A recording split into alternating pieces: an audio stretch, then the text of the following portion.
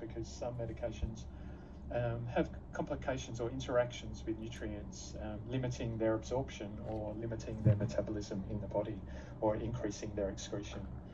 So all of those components of historical information are important.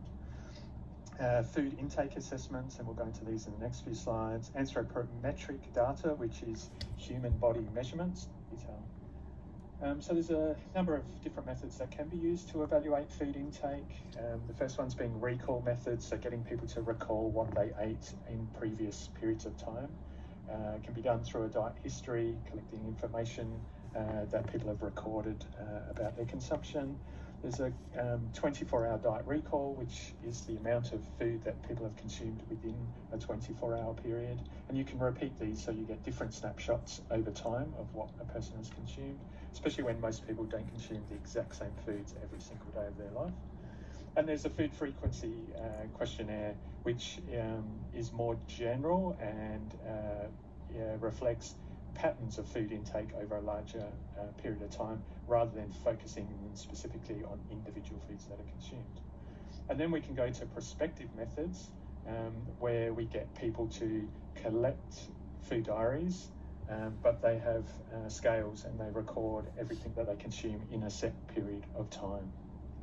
So these can be potentially more accurate, but because the individual knows that they're having their food intake collected, then sometimes they can make choices to consume or not consume certain foods because they know that their health professional is going to look at the data collected.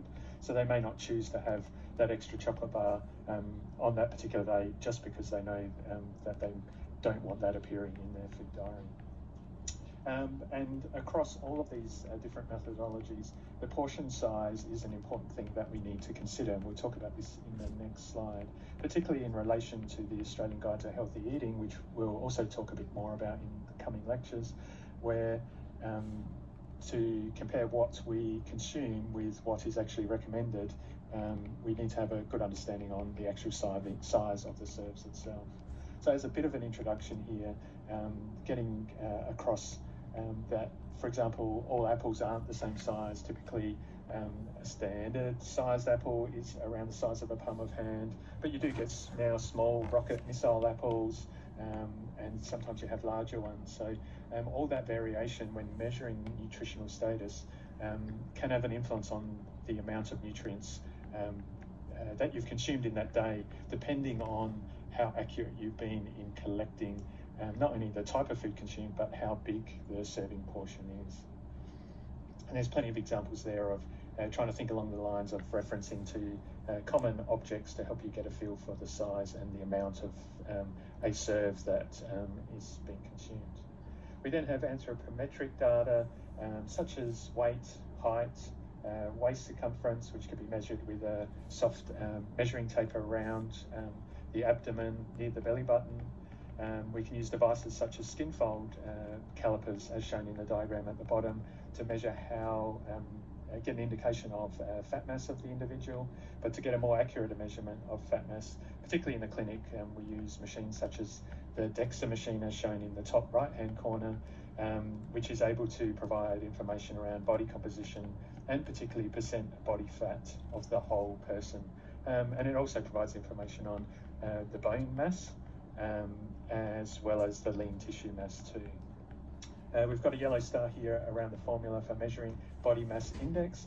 This is a really useful calculation that is widely used in clinical practice and in dietetics, in counselling patients around trying to maintain a healthy body mass.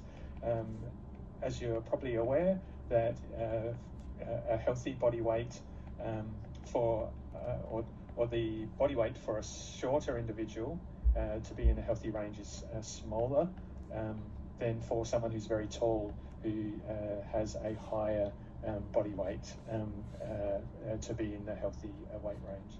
And to get a comparison of health range taking into account height and weight, we use the BMI or body to be aware whether they have certain deficiencies, particularly in vitamins or minerals.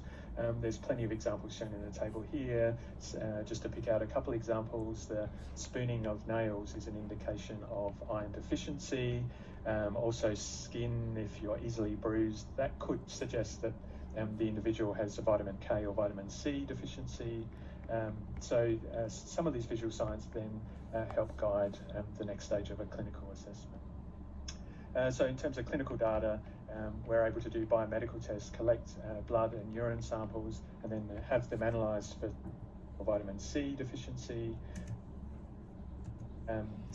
People here to whether them to understand certain deficiencies, particularly in vitamins or minerals.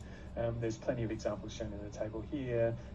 Just to pick out a couple examples, the spooning of nails is an indication of iron deficiency. Also skin, if you're easily bruised, that could suggest that the individual has a vitamin K or vitamin C deficiency. So some of these visual signs then help guide the next stage of a clinical assessment. So in terms of clinical data, we're able to do biomedical tests, collect blood and urine samples, and then have them analysed for certain compounds or nutrients or vitamins or minerals, and see whether they do have low or high levels of specific nutrients that may be of concern. So there's some examples there of a 24-hour urine volume would give you an indication of the person's fluid intake, whether they are not consuming enough fluid or having too much. Serum albumin levels in blood give you an indication of protein status, and also blood glucose levels can be used as an indication of a person having prediabetes or diabetes. And so bringing this all together, this table that comes from the textbook tries to bring this together, and the example I'll use here is iron status.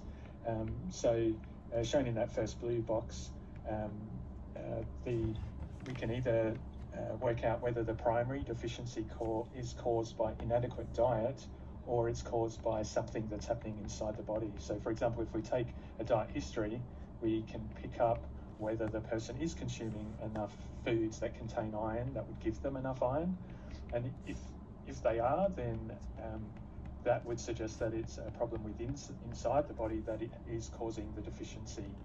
And then we can also take a health history that would also provide some further insights into whether there's other aspects of their diet. For example, there may be a genetic predisposition to having a low iron status.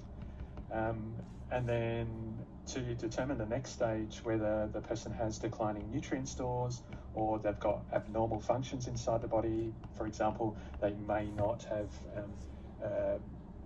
their ability to absorb iron from the diet may be deficient. So those types of things would only be determined by doing a whole